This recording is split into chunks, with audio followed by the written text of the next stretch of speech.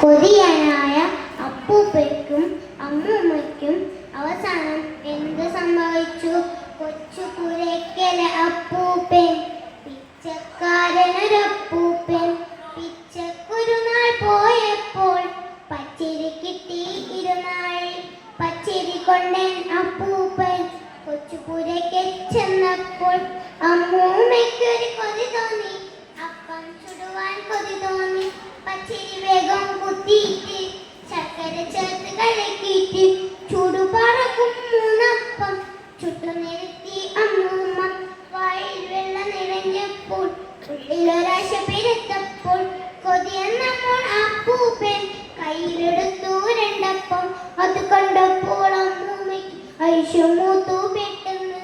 ആര് പറഞ്ഞു രണ്ടപ്പം കയ്യിലെടുക്കാൻ മൂപ്പേനെ? അപ്പന് കയ്യിലിരിക്കട്ടെ, ആ കൊതി മനസ്സിലിരിക്കട്ടെ. അമ്പടി കേമ്മയെ കൊതിയെത്തി കുമ്പ കുലുക്കി തുള്ളാതെ എനിക്ക് വേണം രണ്ടപ്പം വിളിച്ചു കൂവി അപ്പൂപ്പൻ.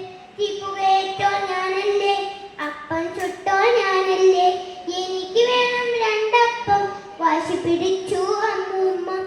അപ്പൂപ്പൻ കിട്ടി, അമ്മൂമ്മയ്ക്ക് കടി കിട്ടി.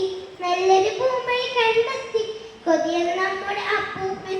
ഇത്തിരി നേരം രണ്ടാൾക്കും കുത്തിയിരിക്കാൻ വേണ്ടാതെ ആദ്യം മിണ്ടിയാലൊറ്റപ്പം, മറ്റേയാൾക്കോ രണ്ടപ്പം. അപ്പം കൊട്ടയിലാക്കിയിട്ട് അങ്ങേ മുറിയിൽ